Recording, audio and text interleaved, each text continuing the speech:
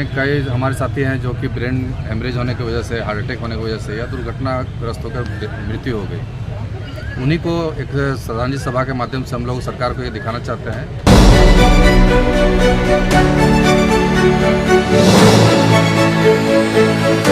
द्वारा नहीं मिला है, इसी का तो दुख है। सरकार का ये स्लोगन था, बदलो सरकार पाओ अधिकार। बदली सरकार, लेकिन हमारा अधिकार अभी तक अधूरा है। हम सरकार से यही कहते हैं कि हमारा अधिकार दीजिए। निश्चित तौर पर विधानसभा चुनाव में आप लोग फिर से एक बार आइएगा, हम लोग उसका स्वागत करेंगे।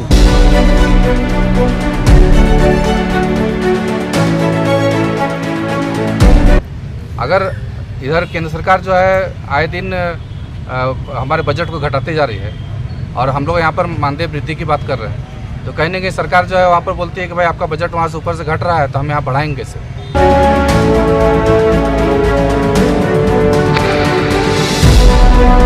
नमस्कार, जोहार। आप देख रहे हैं न्यूज़ 100 लाइव टीवी।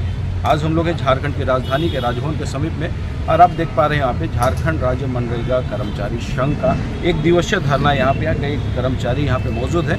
हम लोग सीधा उनसे जुड़ेंगे, उनसे समझने का प्रयास करेंगे कि धारणा जो है, एक दिवसीय धारणा क्यों रखा गया है, उसके पीछे क्या मकसद। सर, आज आप लोग एक दिवसीय धरना रखे हैं, क्या? हम लोग 17 वर्ष से काम करने वाले मनरेगा कर्मचारी हैं और पिछली बार जब सरकार बन रही थी उस समय हमारे माननीय मुख्यमंत्री हेमंत सोरेन जी ने एक वादा किया था कि जैसे ही हमारी सरकार बनेगी हम सभी को स्थायी कर दिया जाएगा। लेकिन आज सरकार के 4.5 वर्ष हो गए और 2-3 महीना का ही सरकार का कार्यकाल बचा हुआ है, लेकिन अभी तक सरकार ने कोई पहल नहीं की है इसके हम स्थायी हो सकें। उसी वादे को निभाने के लिए, उनका वादा को याद कराने के लिए जो है हम लोगों ने कार्यक्रम रखा हुआ है, जिसके तहत पिछले दिनों हम लोगों ने मुख्यमंत्री आवास का कार्यक्रम भी किया था, घेराव कार्यक्रम किया था और जेएमएम कार्यालय में हम लोग 8 तारीख को हम लोग वहाँ पर मिलने के लिए गए थे और वहाँ से भी हम लोगों को कहा गया कि आप लोग विषय में जल्द स्थायीकरण की कार्रवाई की जाएगी, लेकिन अभी तक कोई जो है वार्ता के लिए नहीं बुलाया गया है। आज का कार्यक्रम हम लोग का मुख्य रूप से जो हमारे साथी जो मृत हो गए उनके लिए एक श्रद्धांजलि सभा के रूप में रखा गया है, क्योंकि मनरेगा में काम करने के दौरान जो है हम लोग फील्ड में वर्क करते हैं और जितना ज़्यादा वर्कलोड होता है उतना ज़्यादा जो है टेंशन भी होता है।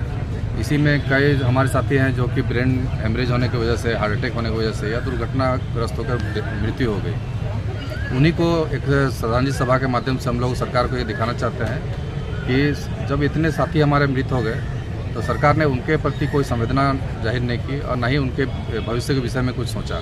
आज हम लोग भी जब अपने आप को देखते हैं तो कहीं ना कहीं हम लोग को लगता है कि कल अगर हमारी भी मृत्यु होगी तो हमारा परिवार भी रोड में आ जाएगा, क्योंकि हमारे बाद उनके लिए करने वाला कोई नहीं।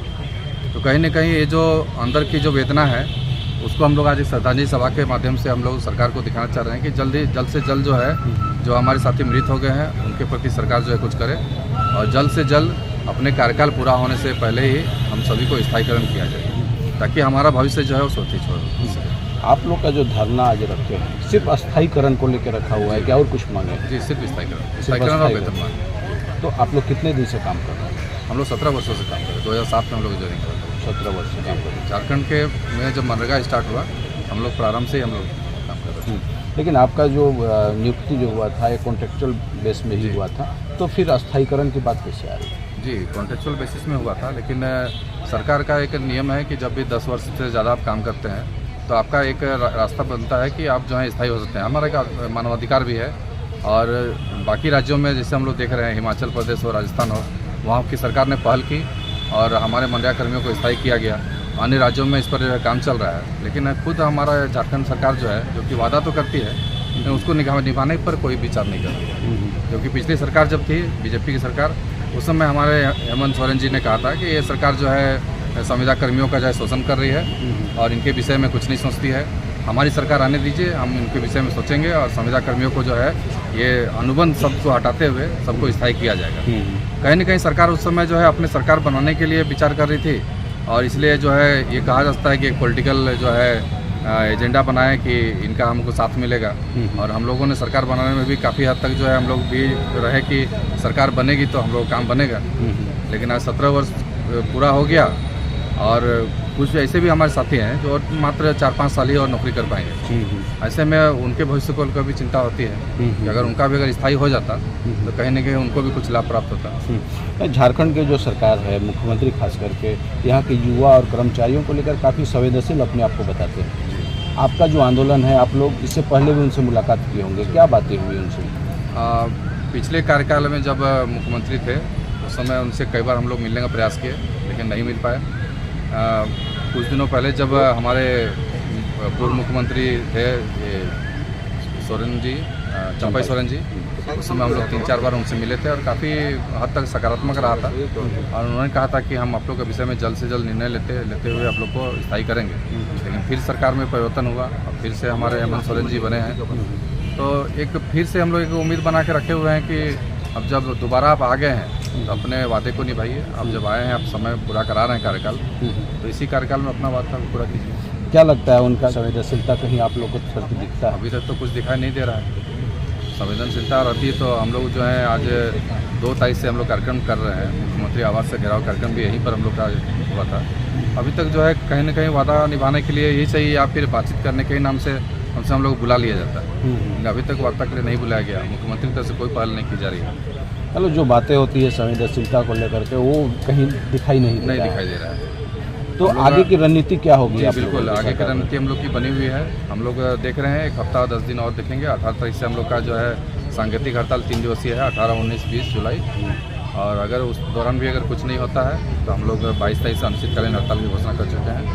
22 तारीख से हम लोग अनिश्चितकालीन हड़ताल पर चल रहे हैं। अभी जो सरकार की योजना है उसको मतलब उसमें आप लोग काम कर रहे हैं? जी बिल्कुल काम कर रहे हैं। अभी हम लोग मनरेगा में काम करते हैं। मनरेगा के अलावा जो हम लोग को अतिरिक्त में दिया गया है वो आवास योजना दिया गया है, हम लोग उसको भी देखते हैं। हाल ही में एक लोकसभा इलेक्शन पर हुआ, हम लोग लोकसभा इलेक्शन को भी हम लोग अच्छा से हैंडल किए। आप लोग का जो विभाग जो है ये ग्रामीण क्षेत्र का काम ज़्यादा है, तो ये आपका ग्रामीण विकास विभाग के अंदर में भी आता होगा। उसको विभागीय मंत्री से भी आप लोग मिलने का प्रयास किए? विभागीय मंत्री से पिछले बार जब आलमगीर आलम मुख्यमंत्री ग्रामीण विकास मंत्री थे उनसे मिले थे और उनके तरफ से काफ़ी जो है सांत्वना दिया जा रहा था, लेकिन सांत्वना ही रहता है, आश्वासन के रूप में ही रह गया। और इसी बीच उनका जो है जो घटना हुई पता है। अभी नए मंत्री जी आए हैं, इरफान साहब आए हैं, इरफान साहब से कल हम लोग औपचारिक भेंट किए थे, तो औपचारिक ही रह गया है अभी तक। क्या बात है? नहीं, सिर्फ औपचारिक मुलाकात हुआ, उनको बधाई दिया गया। हमारे मांगों को लेकर कोई चर्चा नहीं? मांगों को लेकर कोई चर्चा नहीं की, क्योंकि अभी तक उनको अभी ग्रामीण विकास विभाग ज्वाइन नहीं किए थे, तो हम लोग को उचित नहीं लगा कि हम लोग उनको कुछ बोले। लेकिन जल्द ही हम लोग 1-2 दिन के अंदर में उनसे मुलाकात करके अपने समस्याओं से उनको रूबरू कराएंगे और जो भी हमारी मांग है उनको। ऐसे पूर्व में भी जब वो मंत्री नहीं हुआ करते थे, विधायक थे, उनसे और उनके पिताश्री फुरकान साहब से हम लोग लगातार संपर्क में हैं। और पूर्व ग्रामीण विकास मंत्री जब आलमगीर साहब थे तो उस समय फुरकान साहब काफ़ी मदद करते थे कि हम लोग काम जो है हो हम लोग को स्थायी किया जाए, और बाकी अन्य मांगों पर भी जो है काफ़ी सकारात्मक हम लोग सहयोग करते आ रहे थे। आज उन्हीं के सुपुत्र जो है इरफान साहब आज मंत्री बने हैं, तो काफ़ी उम्मीद लग रही है कि अब जो है जो काम में वो दूसरे के पास जाके करते थे, आज स्वयं उनके पुत्र के हाथ में जब ये विभाग है तो हम लोग काम लगता है कि कुछ उम्मीद बनेगी और काम बनेगा। पूरे झारखंड में आप लोग क्या आबादी क्या है? 4,500 के आसपास हम लोग हैं। काम कर रहे हैं अभी भी आप लोग तत्कालीन सरकार में भी काम कर रहे हैं? जी। आपका परिचय? संजय कुमार प्रामाणिक, कार्यकारी प्रदेश अध्यक्ष झारखंड मनरेगा कर्मचारी संघ और रांची के यहाँ से जिलाध्यक्ष भी हैं। आपके कुछ सहयोगी है जो काम के दौरान उनका डेथ हो गया है और उसको आप लोग श्रद्धांजलि आज दे रहे हैं, तो क्या उनको डिपार्टमेंट की ओर से क्या बेनिफिट मिला, नहीं मिला?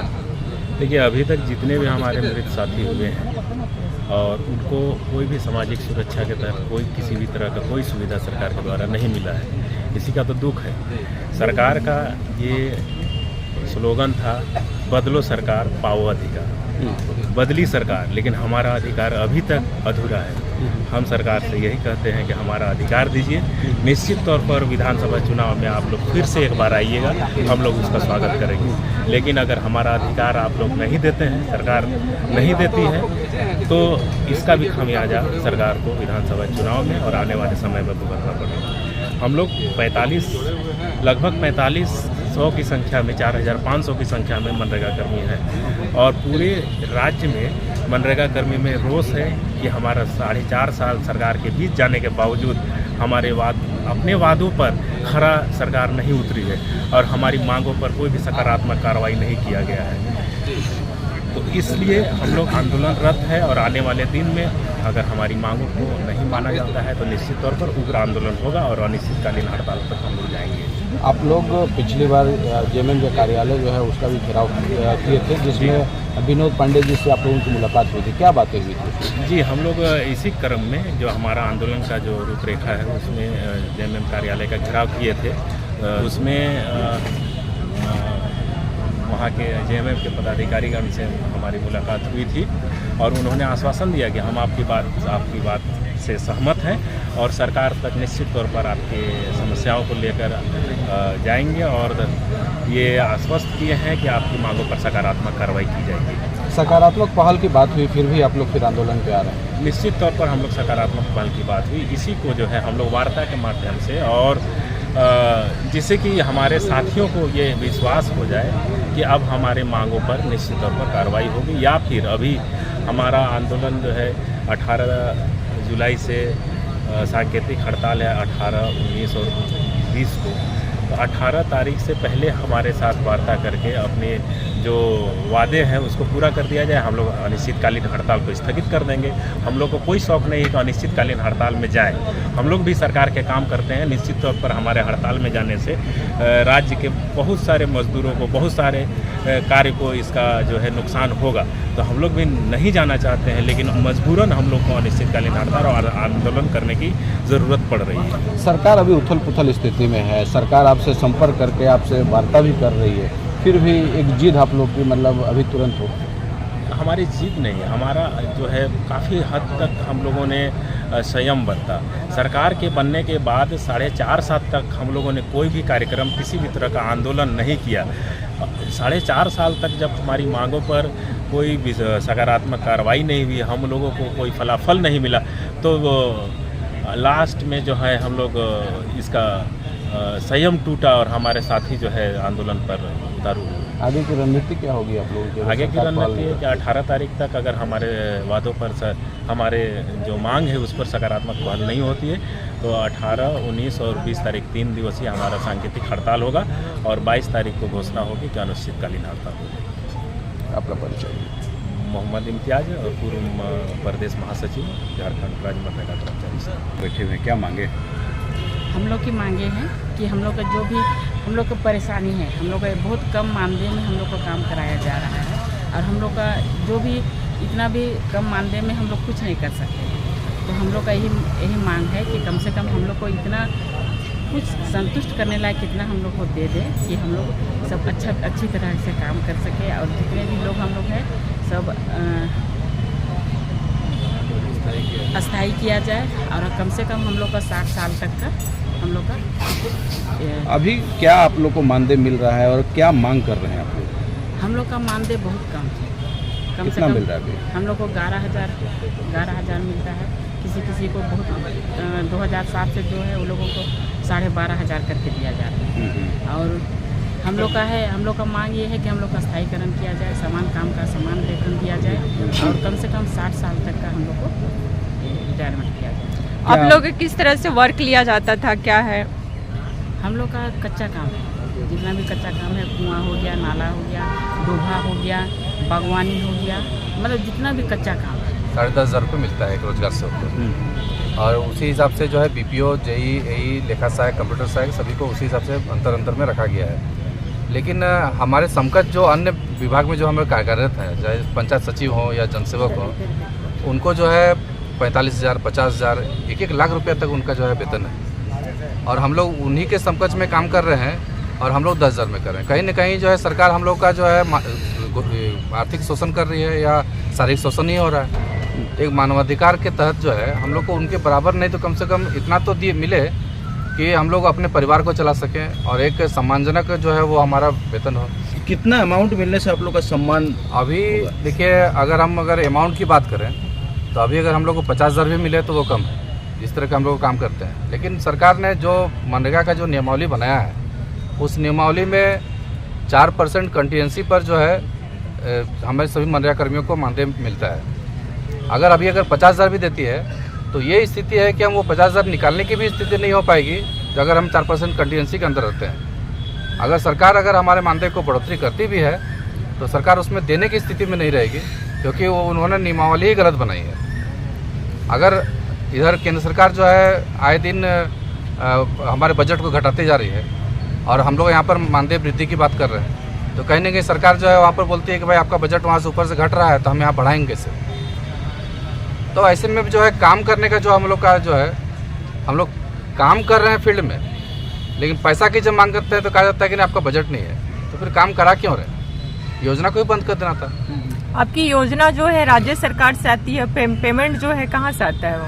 केंद्र सरकार जो है वहाँ से बजट भेजती है और राज्य सरकार को कुछ अपना अंश मिलाना है, और दोनों मिला के जो है अपना राज्य सरकार और केंद्र सरकार का जो है अंश पूरा मिल के एक बजट तैयार होता है, उस पर हम लोग काम करते हैं। उस बजट में से 6% कंटीजेंसी जो है वो सभी स्टाफ के पेमेंट के लिए रहता है। उसमें 2% जो है स्टेट अपने पास रख लेती है और 4% जो है वो जिला और प्रखंड को दिया जाता है। इसी 4% में से जो है सभी स्टाफ का पेमेंट किया जाता है। लेकिन जब भी मानदेय का भुगतान की बात आती है तब वहाँ पर कहा जाता है कि नहीं आपका 4% का खर्च नहीं हुआ है तो आप 4% में आपको भुगतान नहीं हो पाएगा। आज भी हमारे रांची जिला में भी कई ऐसे प्रखंड है जिसमें कि 2 महीना 3 महीना तक का भुगतान अभी बाकी है, उनको मिला नहीं है। पिछले बार हम लोग जब देख रहे थे, बैठक कर रहे थे प्रदेश स्तर पर, तो कुछ जिलों से रोजगार से आए तो लोगों ने बताया कि नहीं हम लोग 1-1 साल से हम लोग को मानदेय भुगतान नहीं हुआ है। तो हम लोगों ने मनरेगा कमिश्नर से मुलाकात की है, उनको बताया कि मैडम इस तरह की स्थिति है कि 10 महीना 1-1 साल तक अगर रोजगार से का या किसी का भी मानदेय भुगतान नहीं होगा तो वो काम कैसे करेगा, वो अपना परिवार कैसे चलाएगा। तो इस स्थिति को कोई समझने को तैयार नहीं है। कल भी कुछ लोग चले गए थे बात करने के लिए मनरेगा कमिश्नर के पास, सचिव स्तर पर बात किए तो उनको कहा दिया गया कि नहीं आप लोगों को मानदेय हम वृद्धि कर देंगे। लेकिन मानदेय वृद्धि करने से क्या होगा? समस्या तो वहीं के वहीं है कि 4% के अंदर आप रखे हुए हैं। आप 4% ना आपका उससे ज़्यादा होगा ना आप उसको पेमेंट कर पाइएगा, फिर वही होगा 10 महीना भुगतान बंद रहेगा, 11 महीना भुगतान बंद रहेगा, तो ऐसे वो परिवार चलाएगा कैसे? तो वही हम बोल रहे थे कि अगर 50,000 भी अगर हमको भुगतान करते हैं तो पर भी वो कम है, क्योंकि हमको 50,000 हम निकाल ही नहीं पाएंगे। जब तक कि सरकार हमारे प्रति सकारात्मक नहीं होगी, हमारे प्रति विशेष रूप से सोचेगी नहीं, हमारे लिए एक अलग सा फंड की व्यवस्था नहीं करेगी, हमारे लिए नियमावली में सुधार नहीं करेगी, तब तक जो है हमारे मानदेय के बारे में सोचना ही जो है गलत है। क्या लगता है गड़बड़ कहाँ से है? सरकार से गड़बड़ है, ब्यूरोक्रेट गड़बड़ दोनों तरफ दोनों स्तर पर है, दोनों में इच्छा की कमी है। अगर ब्यूरोक्रेट्स अगर इच्छा करते हैं तो बोलते हैं कि नहीं वो जो है नेता लोग रोके हुए हैं उनसे जाके मांगिए, मंत्रियों के पास जाके और बोलिए, मुख्यमंत्री को बोलिए। और कुछ दिन पहले हम लोग जब गए थे झारखंड मुक्ति मोर्चा के केंद्रीय कार्यालय का घेराव में, तो वहाँ कहा गया कि नहीं ब्यूरोक्रेट्स के द्वारा रोक दिया जाता है। तो हम लोग बोले कि भाई ब्यूरोक्रेट्स की तरफ से अगर रोका जाता है तो फिर आप लोग क्या करने के लिए हैं? जनप्रतिनिधि होते किस लिए हैं? आप लोग को बनाया ही गया है इसलिए कि आप जाके ब्यूरोक्रेट्स को आप शासन कीजिए और ब्यूरोक्रेट्स के माध्यम से जो है अपने जनता का भला करेंगे। लेकिन जनता का भला करने की जगह में जो है आप ब्यूरोक्रेट्स की बातों में आके जो है काम को रोक दे रहे हैं। आपको अगर समझ में नहीं आ रहा है तो आप सरकार में है क्यों? आपको समझना होगा कि भाई हम 10,000 में किसी को काम कैसे करा सकते हैं? क्या एक व्यक्ति जो है वहाँ उसी विभाग में 45-50 हज़ार रुपये कर रहा है और आप इतने कम में उसको हटा कैसे रहे हैं, काम कैसे करा रहे हैं? ये एक हनन है। ये कहीं ना कहीं सरकार जो है मानवाधिकार का पूरी तरह से हनन कर रही है और उसको सरकार समझना ही नहीं चाह रही।